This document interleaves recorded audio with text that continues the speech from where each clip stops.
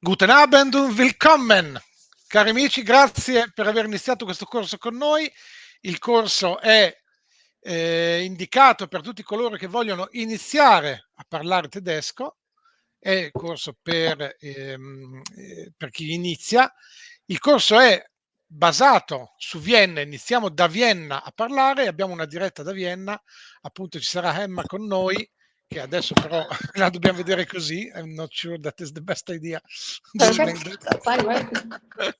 Ok, vi lascio al corso. Buona serata, iniziamo con 10 incontri, questo è il primo. A presto e buona serata. Hi, nice to meet you all. I'm Hema, I'm from Vienna, and today we've prepared a little introduction to Austria, to Vienna, for you in case you would like to visit, just to give you an overview, a feel for the city, so to say. I'm a head teacher at Actilingua, which is a language school. We're located at the center of Vienna, and it's in a gorgeous district. We're very close to a castle, the Belvedere. Italian name, we actually pronounce it as Belvedere, butchering it slightly. And there's some museums in there as well. It's honestly a very, very beautiful area. Yeah, so today we've tried to give you a look into Vienna from various different aspects. But let's start with some just general information about Austria. Maybe you could write into the chat and tell me what do you know about Austria already? Do you have any, have you been here before? Have you visited a specific spot in Austria? Just write into the chat general stuff that you know.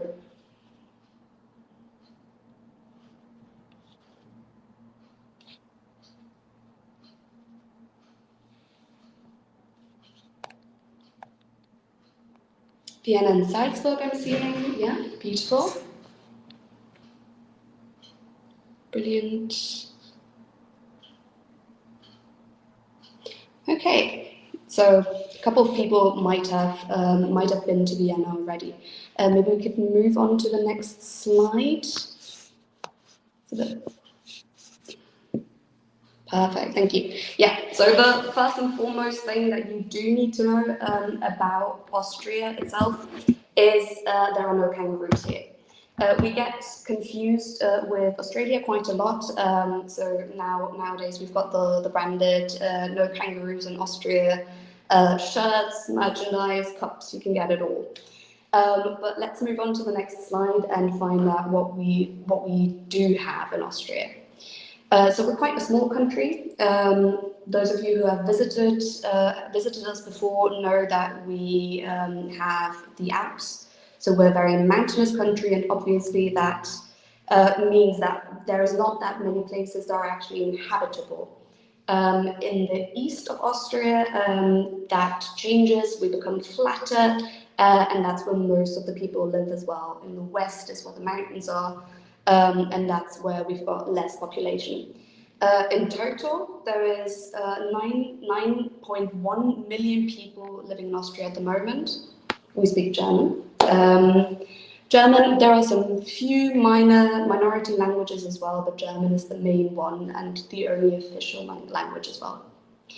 Yeah, and then Austria is actually not just Austria. Obviously, we've got regions, like you definitely have regions in Italy as well. And we actually have 8 so-called federal states. They have some minor independencies, like school holidays, for example, are different and start and end at different dates in the different federal states. They all have their regional dialects and accents, which just makes it really colourful and vibrant. It's quite nice to immediately hear where someone's from just by the way they speak. I'm sure you've got different regional accents and dialects in Italy as well. Like the south and the north, very different as far as I've heard. Yeah, and then there is the city that I'm from, Vienna. It's the capital city. It's the biggest city in Austria, and by quite a big margin. So the Vienna itself is about a quarter of the population, so roughly 2 million. We can move on to the next slide. Perfect. Yeah, so Vienna has a population of 2 million people, which is a huge city if you compare it to the rest of the country. Quite disproportional, actually. And because it is such a big city, and because it organically grew from the center outwards, it's also separated into different districts. We've got 23 of them. And like with the federal states in Austria, all of the districts of Vienna have their various colors, their various sort of vibes, I'd say. They have, we've got urban, like the center, the city center, we've got sort of urban districts around it. And then as you move further towards the outside, there are actually vineyards, there are small cottages, little houses, and that's what makes Vienna so special as well. That makes Vienna so special as well because it's got a little bit of everything. That's what we love about it as well, and that is what makes it one of the most livable cities in the world. So The Economist counted Vienna amongst the most livable, or made it the most livable city of the world 3 years in a row, and we are a little bit proud of it. I'm not going to admit it. Yeah, so as we can see here, we've got, we're the only capital of Europe, at least, that has any notable wine production. We produce 2.2 million litres of wine, and only a fraction of it ever leaves the city or is exported, because we do like our wine. It's quite good wine, and we like to drink a lot of it ourselves as well. And that is something that marks our country here as well. Just that pleasure we take in life, and all that it throws at us. All right, we move on to the next slide. Yeah, so we've got 5 main topics with us today. And the first real landmark that I want to tell you about is Schönbrunn. Most of you will probably have heard of Schönbrunn already. It is our version of Versailles. It's a beautiful castle with grounds and a park around it. And if we move on to the next slide, we'll get a better look. Brilliant. Yeah, so you've got the whole view there. It's built quite central in the city, actually. It's on one of the major public transport lines, one of the major underground lines. So it's really, really easy to reach. You've got this beautiful park with lots and lots of fountains in it. And that's what actually gives it its name as well. So Schönbrunn means beautiful fountain. And that's what it's called because there are a lot of them. And they are symmetrically placed in this park. We can actually see in the foreground here is what we call the Gloriette. And it's Arc de Triomphe, I guess, and lower down is actually the castle. If we move on to the next slide, we'll get a better look at the castle itself. Yeah, perfect. So that is the Schönbrunn Palace. It's one of the 2 big palaces in the city. Yeah. Let's say 3. We've mentioned the Belvederos already, but it's one of the 2 big ones that was inhabited by our emperors, the Habsburg family. Yeah, and if we move on to the next slide, perfect. We'll get a closer look. Yeah, so there's quite a lot you can do in this park. It truly has it all. Where we can start with the Fiaker. They are horse-drawn carriages that are still quite frequently used in Vienna, mainly for tourist attractions, mainly for enjoying a tour of the city. But it is a really cool feeling to travel in style, so to say, and actually look at all of the main sites of Vienna by a horse-drawn carriage. Perfect. Yeah, we've got the Gloriette. A couple of pictures here, actually. The next one is also the Gloriette. It's set up on a hill, and it makes for a beautiful walk up to it. Lots and lots of families use their Saturdays, Sundays to just stroll through the park, walk up to Gloriette, get a little bit of fresh air, maybe drink a coffee, eat a piece of cake, up in the cafe that's located in the center of that structure. You can also go up onto it, and then you've got that beautiful view over the city. Lots of people also just go running there, so you can use this gorgeous Baroque garden just to exercise on your own, or just meet friends. You can go for coffee, you can go for breakfast down below as well. There's a museum in the castle itself.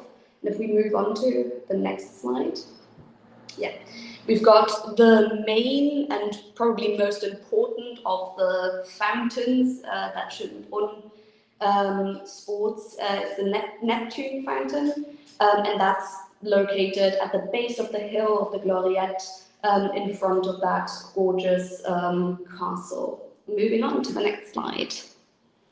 Brilliant, yeah, just a little image of what the garden holds if we move on. That is the Palmenhaus, so the greenhouse that the emperors used for all of the exotic plants to keep them safe during the winter months. And nowadays it is still used to store all of the plants from the garden. Yes, moving on to the next slide. Perfect. Yeah. And there we've got them, Empress Sissi and Emperor Franz Josef. Probably our most famous couple, I'd say.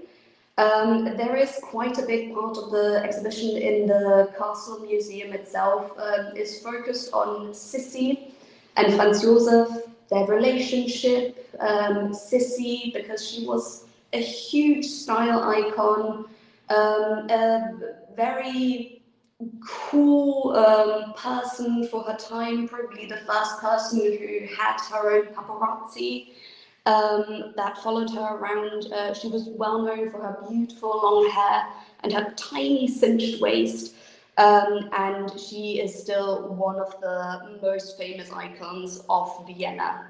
Actilingo actually had her as a logo in the 80s. So yeah, that's what you can see towards the right there. Brilliant. But the thing that also makes Schönbrunn a really special place is that it's not just got the parks that you can stroll through, the cafes that you can visit, the museum itself, but it also has the Schönbrunn Zoo, the Tiergarten Schönbrunn. And this is a really, really glorious, a really good zoo to visit. It is actually the oldest zoo in the world that still exists. It was founded, I think, in 1762.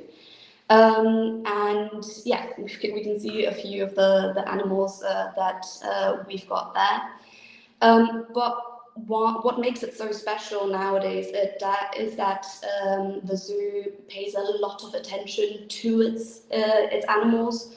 It tries to support animals and endangered species around the world, and they really, really try to take good care of their inhabitants, basically, and make the terrain as nature-like, as natural for the animals as possible.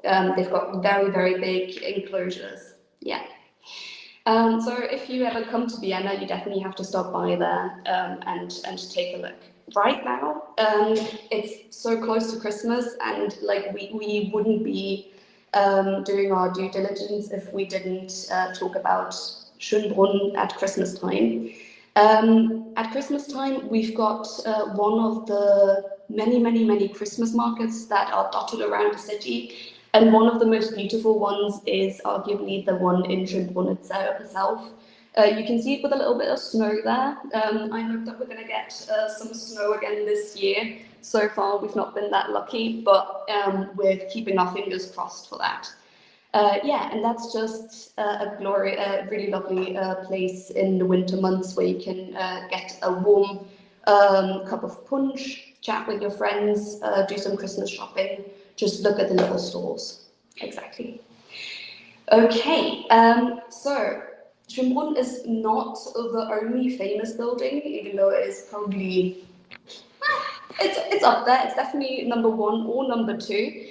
But we've got a second really famous building in the center of Vienna. I'd say it's the center of the city, really. If you're there, you know you've reached the innermost circle, basically. And we can see a little bit reflected there, and that is what it is actually, what it actually looks like. It's the St. Stephen's Cathedral, or Stephansdom as well. And it's probably one of the oldest buildings in the city. It was first mentioned in 1137, but the building itself, the oldest structures, are from the 12th century. What we see right now, if we go back a slide, what we see right now is probably the most photographed view of that building, and probably the picture that is most often taken in Vienna as well. It is also one of the highest buildings. It was the tallest building or one of the tallest buildings in the medieval times in the entirety of Europe. And it's seen a lot. It's burned down a few times. It's been through some rough patches, but we love it. It's our local and center, and also the heart of the city. So it's been reconstructed and keeps being reconstructed and renovated as often as it needs to. Yeah, that what makes it really special as well is that roof tiling that we see there. That sort of mosaic that you can see all across the city, even from really far away, and just gives it a very special vibe, a very special touch. And the Stephansdom is really cool and interesting because it's still active. So you can still go to mass there today if you are Catholic. If not, you can just go in and have a look at the gorgeous inside. You can go to concerts there. They host classical concerts very often, and it's got great acoustics. So for all of the classical music fans, that is definitely something you should do. The bell that we can see right now is also one of Vienna's starlings. She's called Pummerin, and she lives very close to our heart. She has seen a fair bit as well. She's one of Europe's largest bells. I think the 7th largest bell in the entire world. And we can hear her on New Year's Eve. So when it strikes 12, Pummerin sounds, and it's a really loud, deep, beautiful sound that rings out across the city. She was originally made from Turkish cannons. So she was melted down after the Turkish siege on Vienna, and 200 cannons actually came together and made that big bell. It's not the original anymore because Stephansdom burned down again in 1945, not due to the war, but due to plunderers who were looting the stores around, set fire to it, and then whoops, Stephansdom also was lit. Yeah, and you can again see the view over the first district, the center of Vienna, from its tower, which is 136 meters tall, so quite a tall building, especially for how old it was.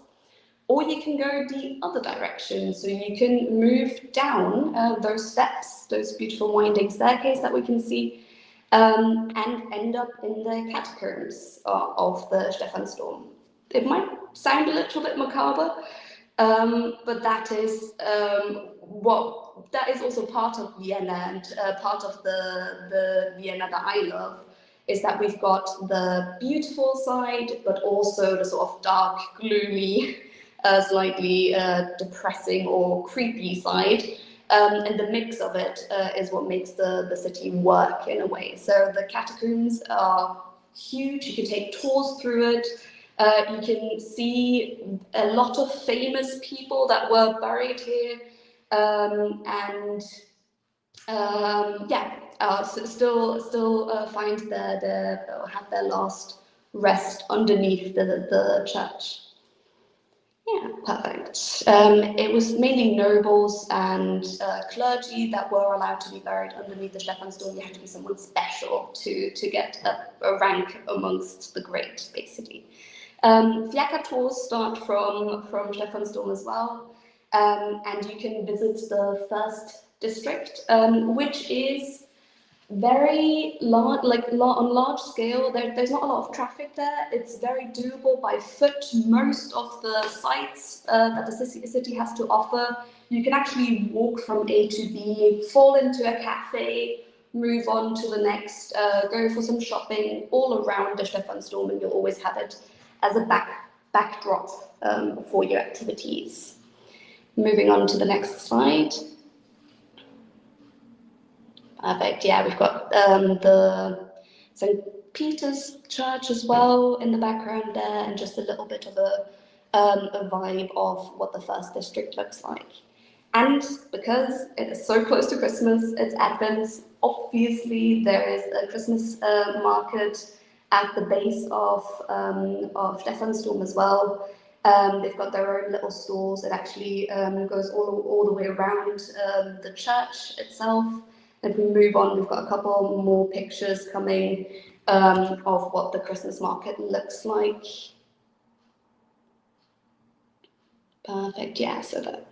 And the punch, not to be forgotten, one of the main attractions is a cup of warm punch that you can drink with your friends and enjoy, and hold in your hands when the city gets very cold.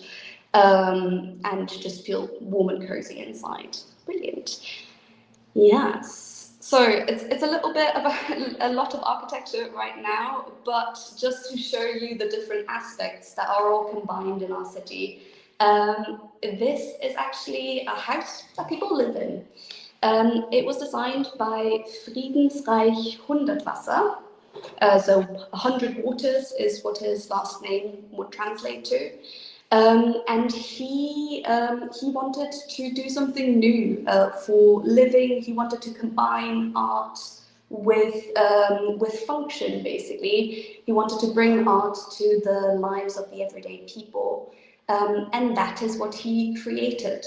It's the Hundertwasser House. It's very close to where I am right now. It's very close to the Actilingua school. And the special thing about it is that Hundertwasser despised the straight line, basically. He wanted organic shapes, organic forms. He wanted it to be in touch with nature, be intertwined with nature as well, and just move the people out of their very boxy little flats that were on vogue at the time that he was creating. He was a painter as well, and one of his most famous quotes is, "Die gerade Linie ist gottlos." So the straight line is devoid of God, godless, basically. One thing that he really, really despised was the straight line. Yeah, moving on. Brilliant. This is kind of the alternative to Hundertwasser, or what he reacted against. It's probably the most famous social housing building in Vienna, and it's called the Karl Marx Hof, sorry. Karl Marx Hof.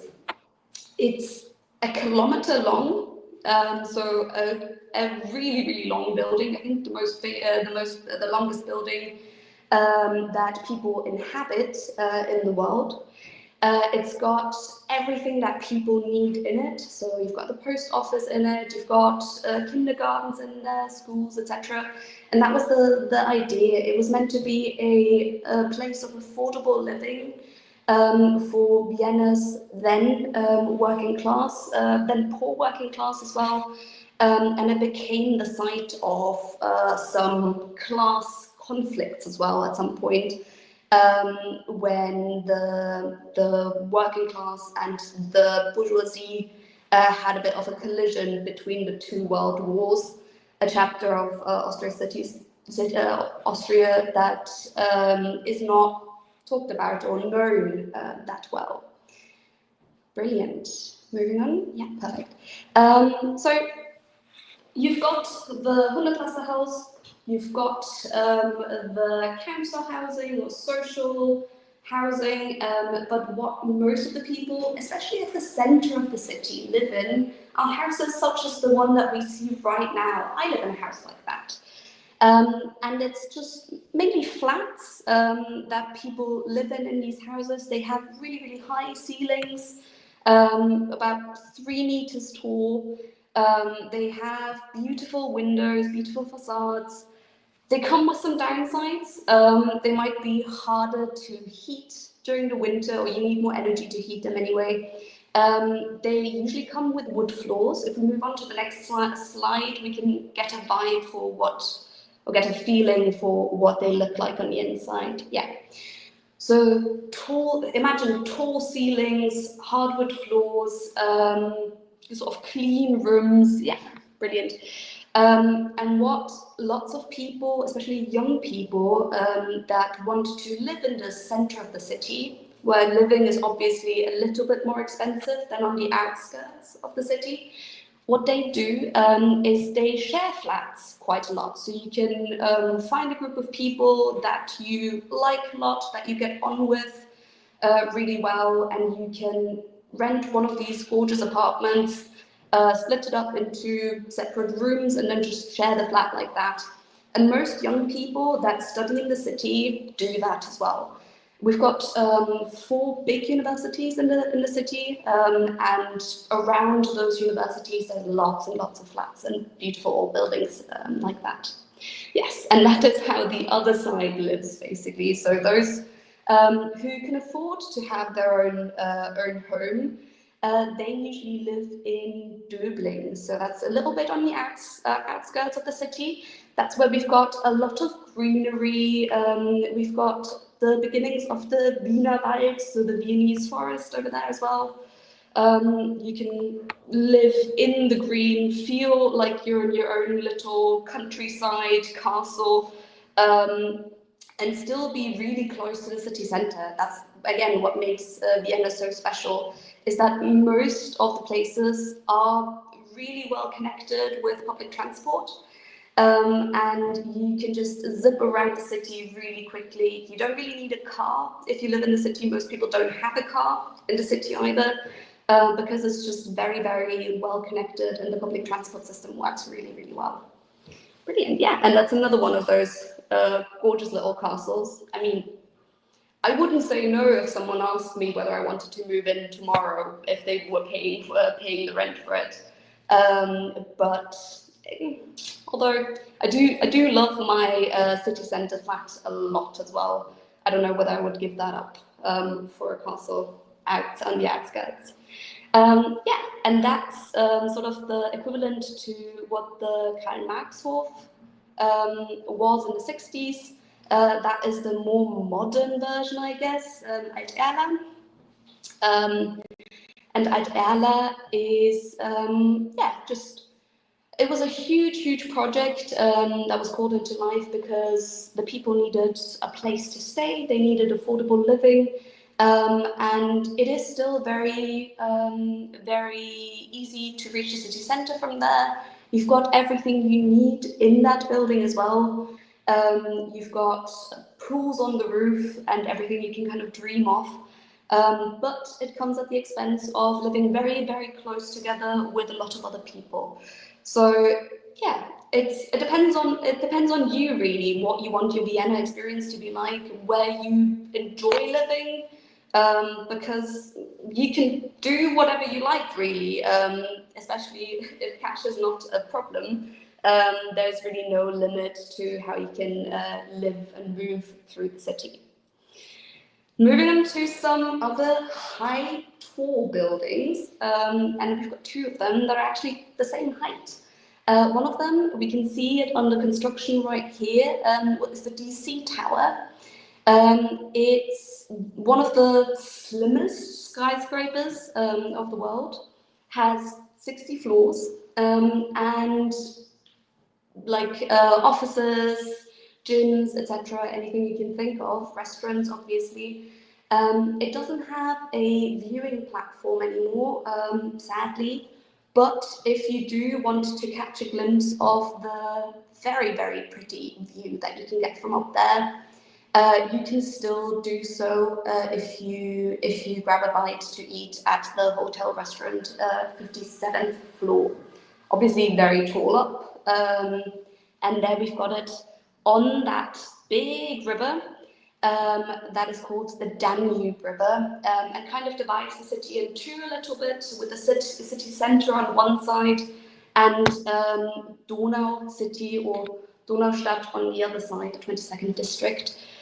We can see the second really, really tall building of equal height in the background there, actually. It's the one that has the round blob in the middle of it, the tower that has the round blob in the middle of it.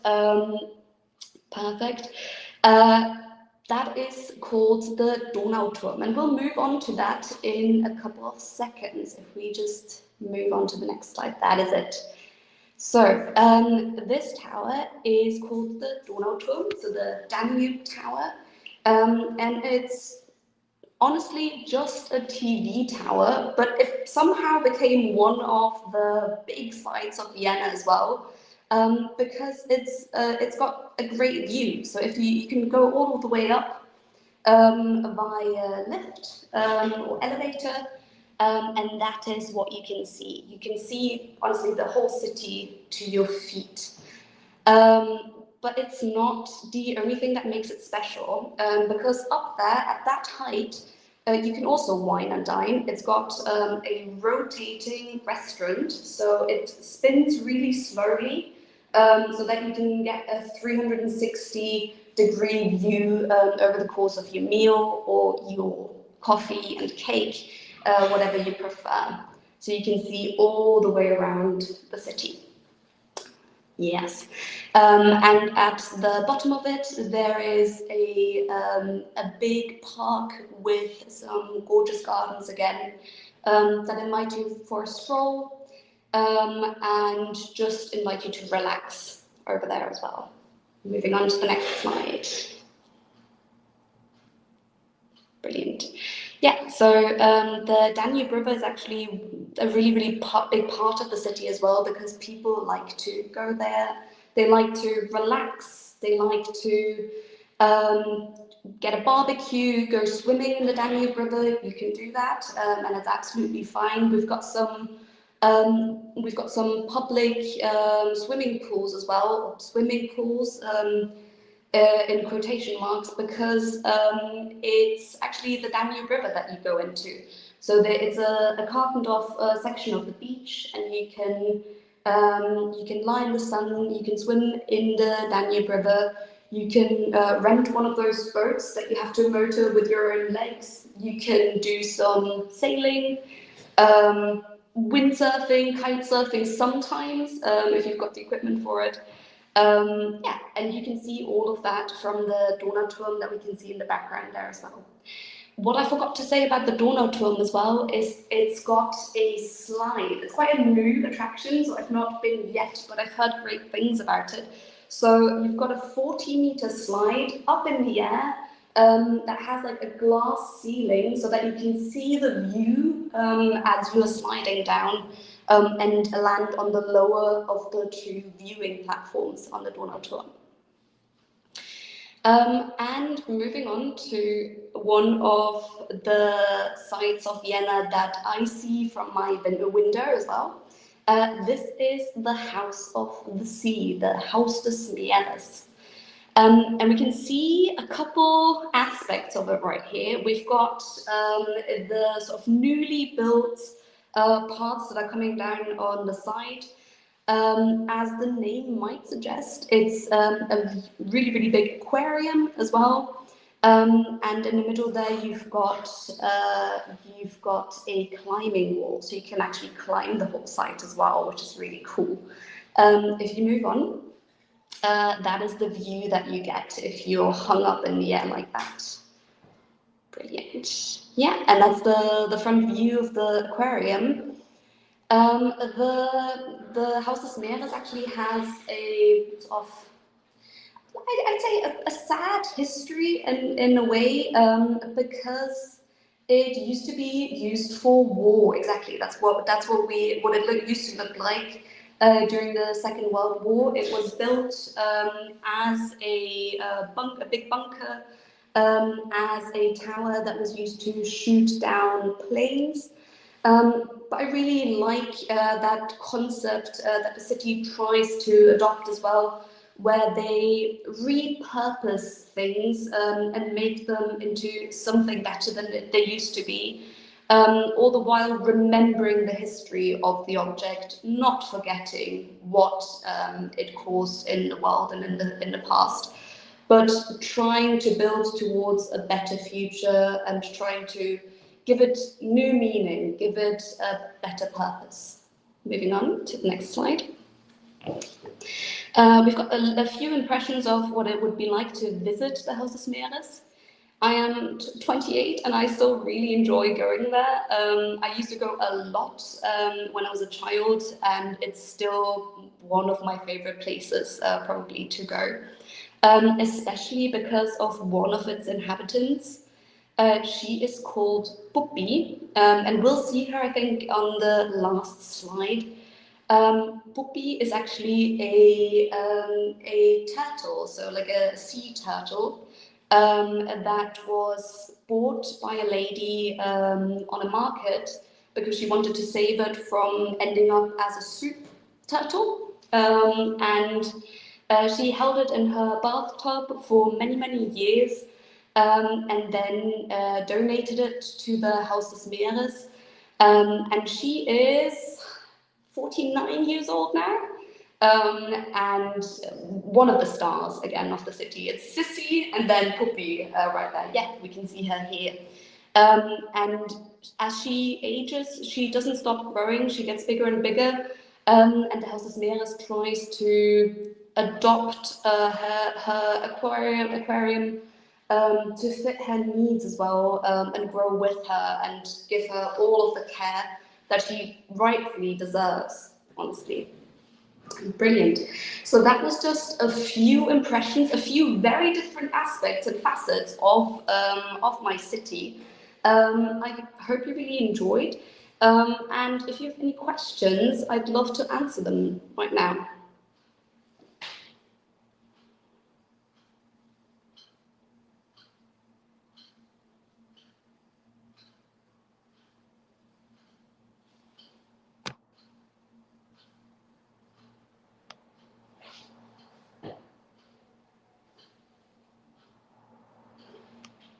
Yeah, Mozart. I see people asking about Mozart. He will definitely be part of one of the future lessons. One of the stars of Vienna, yes, absolutely. But he didn't originally come from Vienna. He comes from Salzburg. But we will definitely be talking about Mozart in the future. Absolutely.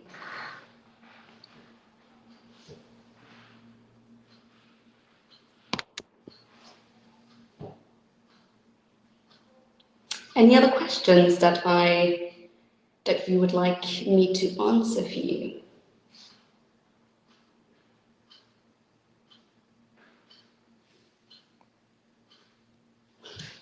Well, maybe you can answer some of my questions. We've seen Stephansdom. We've seen the St. Stephen's Cathedral, and if you remember, you can go all the way up and get that beautiful 360 view, or we can go down into the catacombs. It'd be interesting to me to know what your preference would be. If you were in Vienna, if you had to decide between the two, what would you like to do more?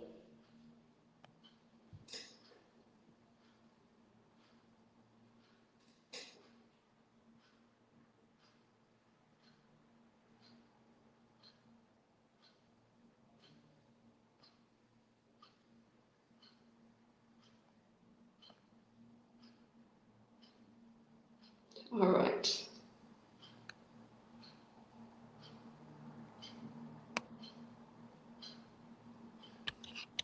Ooh, the catacombs are very big.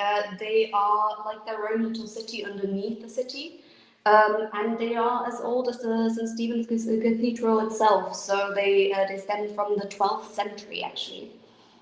And the tours are very, very well done. So you get very professional tours that take you through the city, through the catacombs, tell you a lot about the people that live there as well, or that are buried there as well, and their stories. So definitely interesting. I've been up on the tower as well. I was quite young when I did do that. You go up a lot of steps. There's no lift so far, but you go up a lot of steps. And then I was very afraid of heights when I was that little, but I think I'd enjoy it a lot more right now.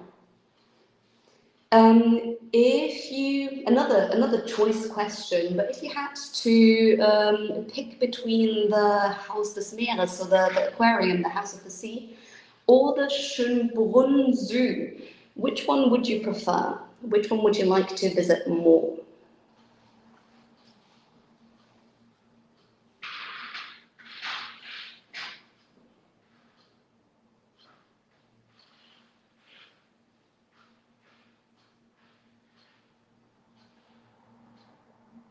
Schönbrunn, yeah, fair enough. Schönbrunn is definitely definitely a place that you should go.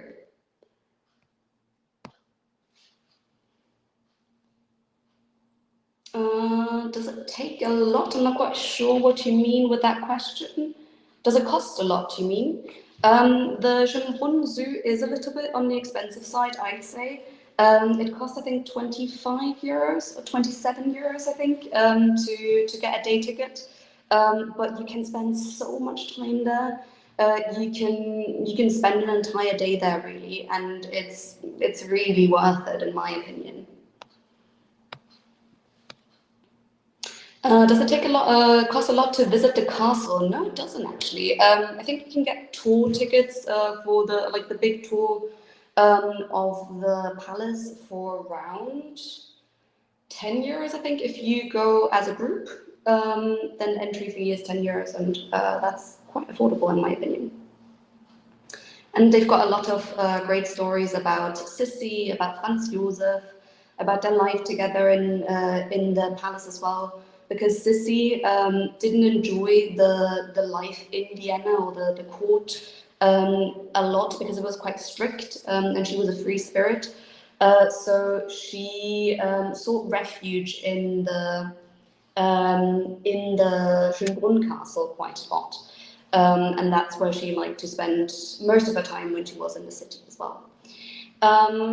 Another question we had was what is the best time to visit a castle? I'd say probably early summer, late spring, when everything is in bloom. But I do like the sort of autumn months there as well, because you get some like little frogs that are jumping around across the paths as well. It's quite cute, and it's not as full in the summer. It is hot in the summer, yes. It gets quite hot in the summer in Vienna. Schönbrunn has the advantage that it has quite a lot of trees and sort of treed areas, wooded areas. So you can always find some shade, and that does cool you down. But if you want to get the money shot basically of the castle right in front of it, obviously there's no shade there, so you're going to have to deal with the sun a little bit. It goes up to about 39 degrees roughly during the summer, so it can be quite hot. But in the castle grounds, actually, there is a swimming pool that you can visit. So it does cost entry, obviously, but you have a really luxurious swimming experience, and it's just a normal swimming pool, so not even that expensive, and you can swim, sunbathe, and have that pretty view of the city at the same time. Any further questions at all?